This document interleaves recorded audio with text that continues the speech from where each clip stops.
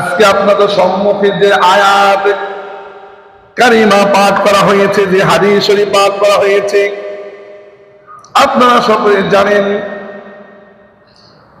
ঈদের আড়াই মাস পরে কুরবানি হয়। সবাই যারা আছে কিনা সবাই বলেন, কুরবানি কোথা থেকে আসলো? এই ইতিহাস জানার দরকার আছে কিনা সবাই বলেন। আমার কথা না, পবিত্র কালামুল্লাহ শরীফের মধ্যে কুরবানির পটভূমি ইতিহাস সুস্পষ্ট ভাষায় আল্লাহ পাক পবিত্র কালামুল্লাহ শরীফের মধ্যে বর্ণনা করেছেন। আমার কথা না রে ভাই, সূরাতুল মায়েদার মধ্যে এসেছে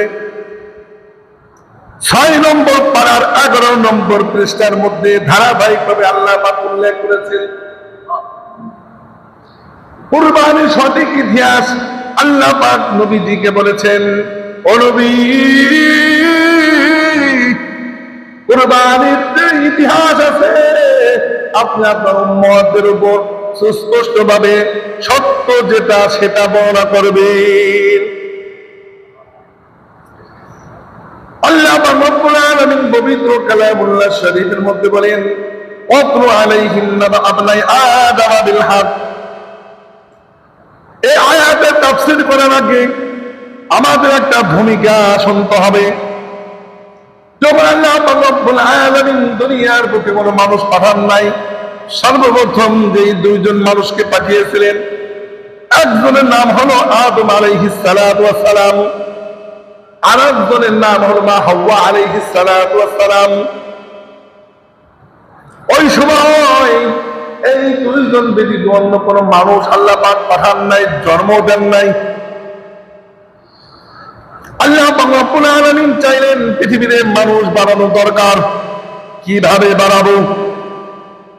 আল্লাহ পাক নির্ধারণ করে দিলেন প্রতিটা গর্ভে 2টা করে সন্তান হবে। এই কারিশমা আজ পর্যন্ত পৃথিবীতে বাকি আছে।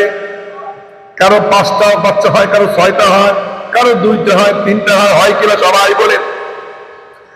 কয়েকদিন আগে ফেসবুক দেখলাম এই কুমিল্লার ওইদিকে এক মহিলার 5টা বাচ্চা হয়েছে। সবাই বলে আল্লাহ পারে কিনা, মিথ্যা নেই। 5টা বাচ্চা হয়েছে, 3টা ছেলে 2টা মেয়ে। 5 বছর ধরে বিয়ে হয়েছে, কোনো সন্তান হয় না। একই সঙ্গে 5 বছরের গ্যাপ আল্লাহ রাব্বুল আলামিন পূরণ করে দিয়েছেন। আল্লাহ বলছেন ধৈর্য ধারণ করো, এমন অবস্থা তোমাকে করে দেবে, আর কখনো তামান্না করতে হবে না, আকাঙ্ক্ষা করতে হবে না। একই সঙ্গে আল্লাহ পাক 5টা সন্তান দান করেছেন। তাহলে আদম আলাইহিস সালামকে 2টা দিয়েছেন, আল্লাহ পারে কিনা সবাই বলেন। একই গর্ভে 2টা সন্তান, একটা পুত্র সন্তান হবে, একটা কন্যা সন্তান হবে। ওই ধারাবাহিকতা আল্লাহ রাব্বুল আলামিন বাকি রাখলেন, প্রতি বছরে 2টা করে সন্তান হবে। এখন বিবাহ সাথে কিভাবে হবে? যেমন আমাদের রীতিনীতি, ভাই বোনকে বিবাহ করা, ভাই বোনকে বিবাহ করতে পারবে না, বোন আপন ভাইকে বিবাহ করতে পারবে না, হারাম। কি বলেন? ওই সময় হারাম ছিল, কিন্তু একটু ঘুরাইয়া জায়েজ ছিল। কিভাবে? যে প্রথম গর্ভের সন্তান পুত্র সন্তান পরবর্তী গর্ভের কন্যাকে বিবাহ করবে, আর ওই পরবর্তী গর্ভের পুত্র সন্তান প্রথম গর্ভের কন্যাকে বিবাহ করবে। এইভাবে জায়েজ ছিল। সরাসরি ভাই বোনকে বিবাহ করা জায়েজ ছিল না।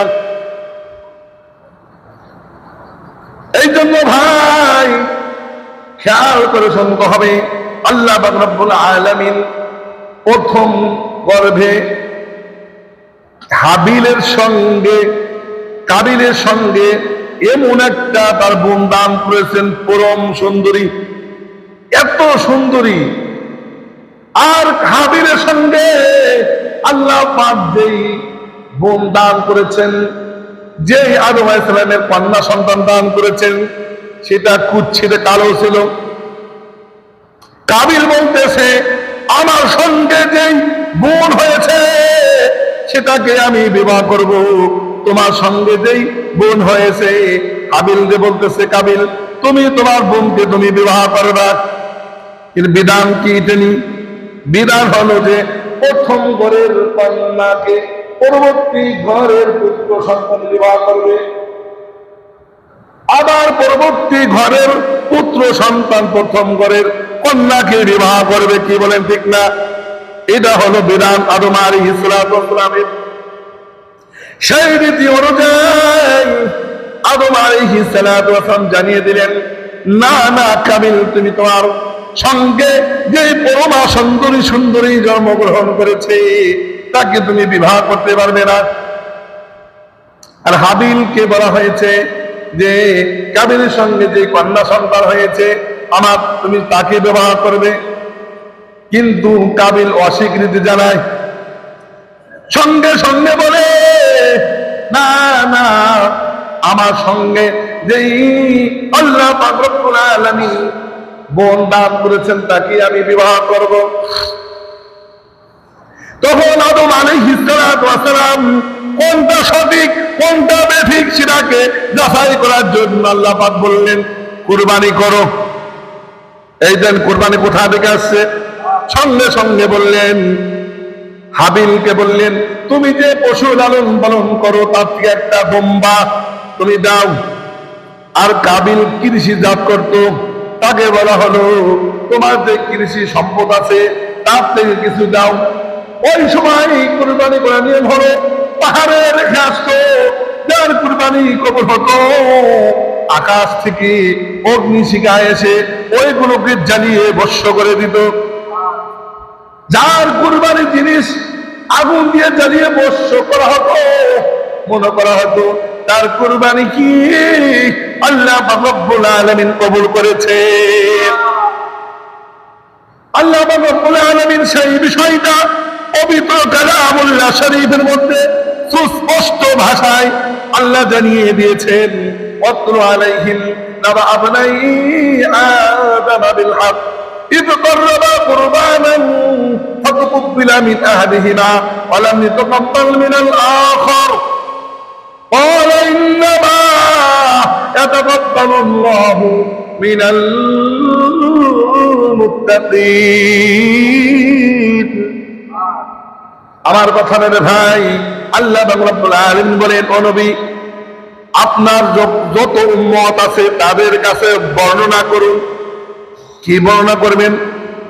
না বা আবনাই আদম বিল হক, আদম আলাইহিস সালামের পুত্রদের যে কাহিনী আমি পবিত্র কালামুল্লাহ শরীফের মধ্যে বর্ণনা করলাম, সেই বিষয়টা সত্য যেটা সেটাই আপনি আপনার উম্মতের মাঝে বর্ণনা করে দিবেন, বর্ণনা করবেন। কি বর্ণনা করবেন? যখন তারা উভয় কুরবানি করেছিল, আল্লাহ রাব্বুল আলামিন তাদের একজনের থেকে কুরবানিকে গ্রহণ করেছিলেন, অপরজন থেকে কুরবানিকে গ্রহণ করেননি।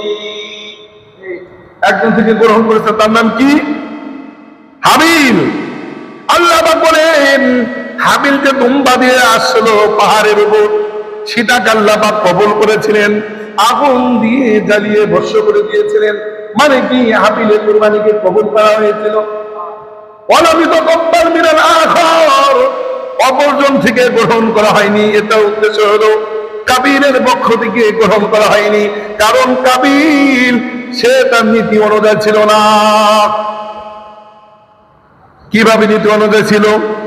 যদি নীতি অনুযায়ী থাকতো তাহলে আল্লাহ পাক তার কুরবানিকে কবুল করতেন।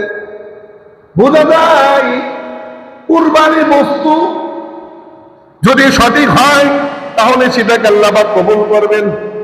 কুরবানি যদি নিয়ত থেকে হয় এবং আমলে নিয়ত হয় তাহলে কি করবেন? আল্লাহ পাক কবুল করবেন। এই জন্য লিল্লাহিয়াত, একমাত্র কুরবানি কার জন্য করতে হবে? সবাই বলেন। দুনিয়ার কোনো মানুষকে দেখানোর জন্য না, না, দুনিয়া কোনো মানুষকে দেখানোর জন্য নয়। মানুষ বাহবা দিবে যে অনেক ব্যক্তি প্রতি বছর কুরবানি দেয়, এই বাহবা পাওয়ার জন্য আমরা যারা কুরবানি করব, আল্লাহ বলেন তাদের কুরবানি কবুল করা হবে না। এরপরে হাবিল বললেন, قال إنما يتقبل الله من المتقين আল্লাহ তাআলা বলেছেন, হাবিল বলেন যে আল্লাহ রব্বুল আলামিন যারা খোদা ভীরুওয়ালা, যারা আল্লাহকে ভয় করে তাদের আমলগুলোকে আল্লাহ পাক কবুল করেন।